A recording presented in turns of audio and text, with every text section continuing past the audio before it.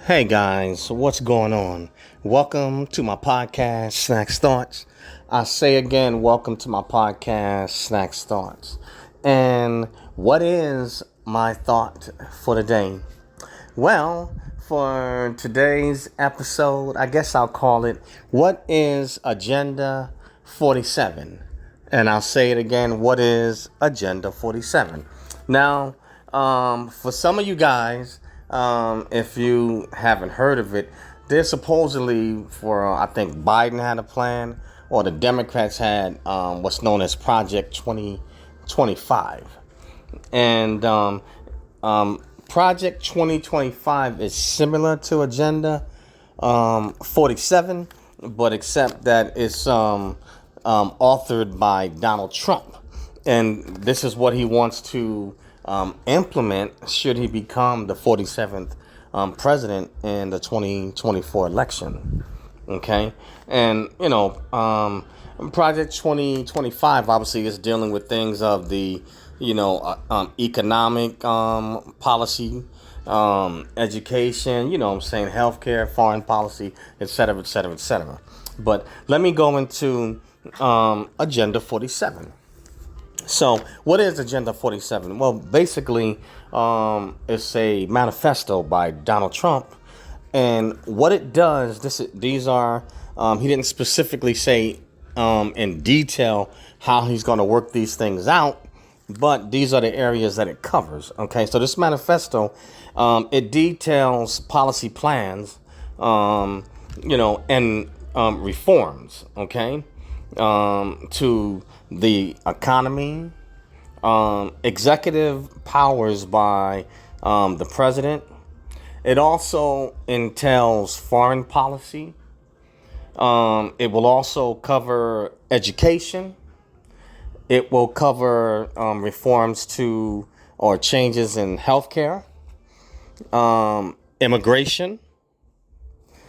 It will also reforms to national security, the American media, and journalism.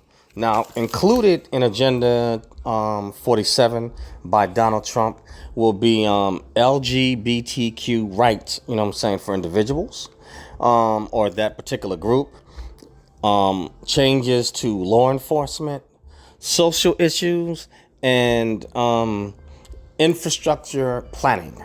So these are the areas and policy changes or reforms that these areas cover. Now, obviously, we know it's important. I mean, looking at the economy, and it's like I said, I'm not trying to knock on anybody, at all on the current president, but right now the U.S. economy, is it is kind of like in shambles and taking a serious blow right now. And they have to figure out, what they're going to do about interest rates and trying to get this thing fixed without trying to, I guess, cause too much damage, But I think that it's a bit too far gone, with inflation, and then you got to balance that. You got to try to lower interest rates. So something is going to have to give. And I personally, whereas I didn't necessarily favor this current president or the vice president. I don't think that they did really much of anything. I think things have gotten, in my opinion, worse. That's just my opinion. It doesn't make me right. Everyone has an opinion, and to be honest with you, I really hadn't followed up too much with what this current president and the vice president, what they really did, because in my opinion, and the vice president, in my opinion, has been missing in action, MIA, and then the current president, it's just like we're in a tailspin. We are in a tailspin, and I'm not saying you can blame it all, on him. It's not just him. You have other players involved. Congress, Senate. So to sit and then at the top with the elites, people that made decisions, and some of it is just cause and effect. you know. But the leadership at the top, I believe, has a strong impact on why we are in what we're in now. With the illegal immigrants, and I'm not speaking against illegal immigrants, not the good ones, but the ones that are coming here, forming gangs, and they're attacking American citizens, and they don't know how to act. That wasn't under Trump. And I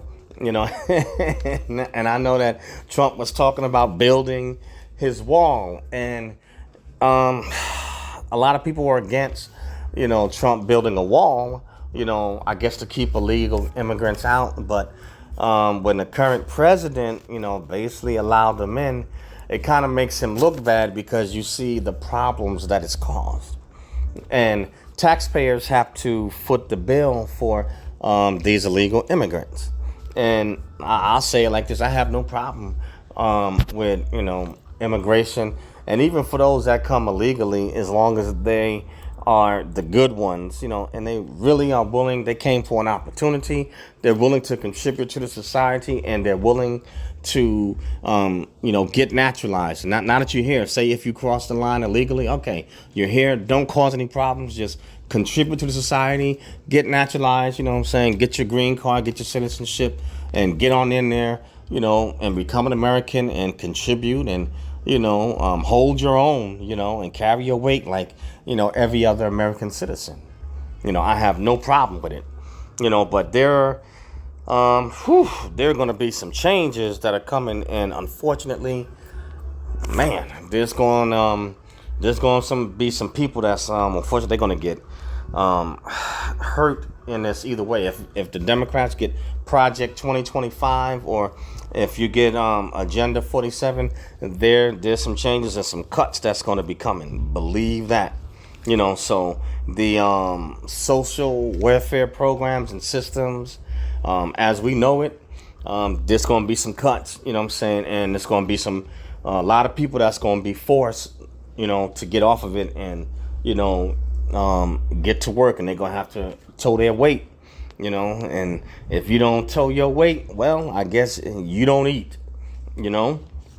or you may be relegated, into a permanent underclass where you may be forced to take or subject to take the universal basic income, because I guess they have deemed you to be a non-productive member of society, or basically you're never going to produce at a certain level, and I guess maybe they feel that those individuals don't really want to produce too much. So basically let them have this pittance of a universal basic income and keep them in this group of a permanent underclass, because I guess maybe they feel they don't have the desire to strive, to jump in the working class with the rest, That's my guess. Is probably some of what they're going to do. But what's happened is the United States government,